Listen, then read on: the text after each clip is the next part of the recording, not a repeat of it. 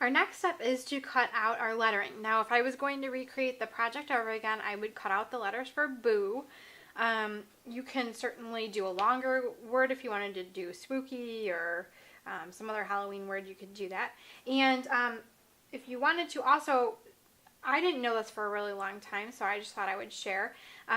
You can type in a series of letters and it will cut it all out at the same time. So you don't have to type in your B, cut your letter. Type in your O, cut your letter. If I was just to type in B-O-O, it would cut it all in one cut, which is nice. But we'll be using our storybook cartridge today, and you're going to have the Shorty feature key selected, which mine is already selected, and then you're going to be selecting the B if you're going to do the boo word.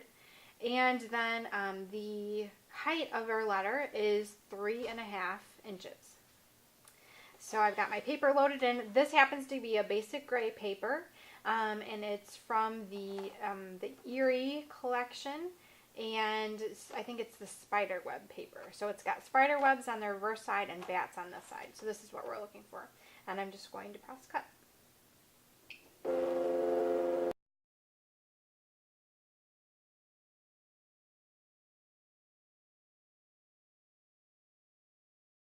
And peel my letter right off, just like that.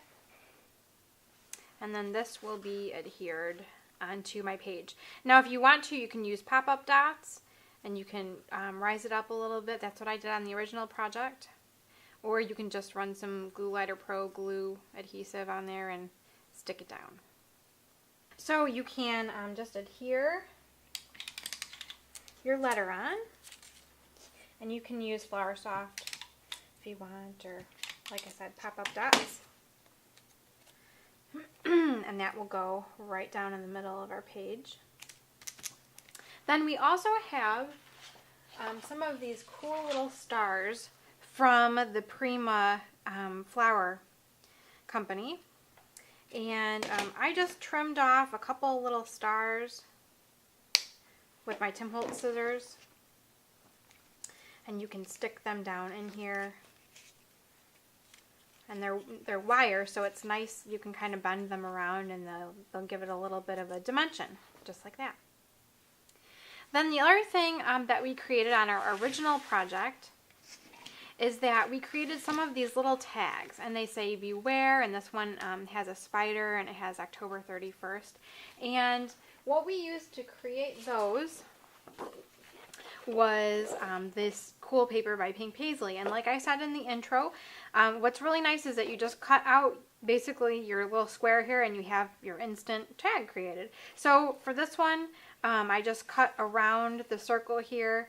And then I did a little stickling with the purple and the beware and cut a little strip of paper for behind there. And then the October 31st was right here, and I just inked it with some orange to make it a little bit more compatible with the color scheme we were using. So really, really simple, really quick when you're using something that's like this. Now the next thing that we're going to be creating is that little Happy Halloween tag. And it's this one right here. And we used our Cuttlebug cut and embossed folder. So that's going to be next. And really all you need is some cardstock that is cut in a desired shape or desired size so that it will fit with your embossing folder. So what I like to do first is cut my shape out. So I've got my Cuttlebug right here, and I'm going to open it up. And then you need to, when you're using these Cuttlebug cutting dies, you always want to put the foam side up. And it says it right here on the die itself. So it's not easy to miss. Then you put your paper on top. And then your other B plate. And you roll it on through. So then you have your shape cut out, and now it's time for embossing. What's nice about the embossing folders is that they're nice and small, and in order to get my shape lined up the way I want it to, the little trick that I use is that you know that this is the correct way to look at the folder because the writing is right here on the front. But I flip my folder over so I'm looking at the back side, and on the back side is where those ridges are up. So it's embossing.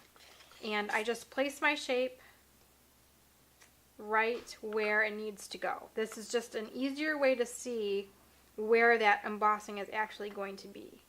And then you close your folder nice and snug so that your paper doesn't move around on you. And then roll it through that Cuttlebug again.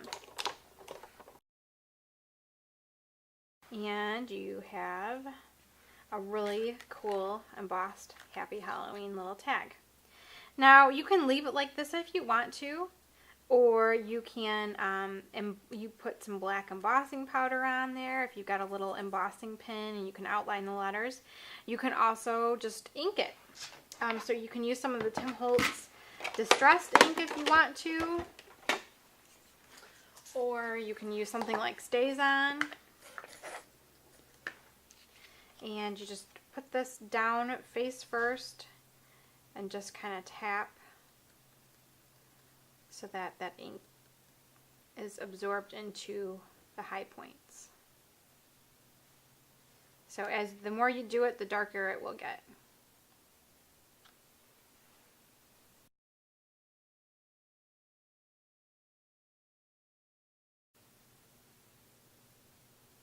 Okay, so we created our tag, which is right here, and I just adhered that to the ribbon that ran between the two different pages of the booklet.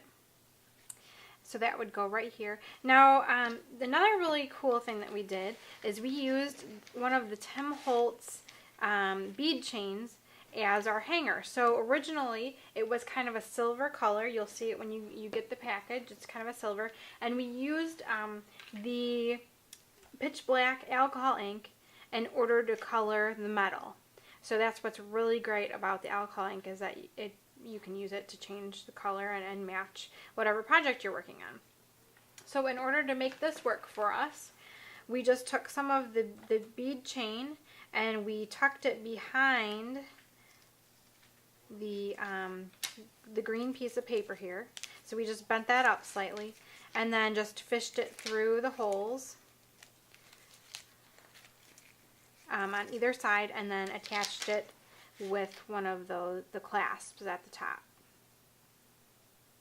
So as I was trying to plan out the spots to punch the holes for the crocodile, I just took the page that was going to be hanging below it and I placed it over the bottom of the page that was hanging above it, so I could figure out where those holes needed to be punched. And I just took a pencil and marked the spots so that I knew when they were hanging above and below each other that those holes would line up. So I just feed this into my crocodile, and I'm using the big hole setting and punch one there and punch the other there so that I have a place for my ribbon to be thread through. Thanks again for watching another project by Custom Crops. We hope that this would be a great decoration that you can hang in your house around Halloween time. If you have any questions regarding the project or the things that we used, please let us know. You can visit us online at customcrops.com or send us an email or call our customer service line. We'll be happy to help you in any way we can.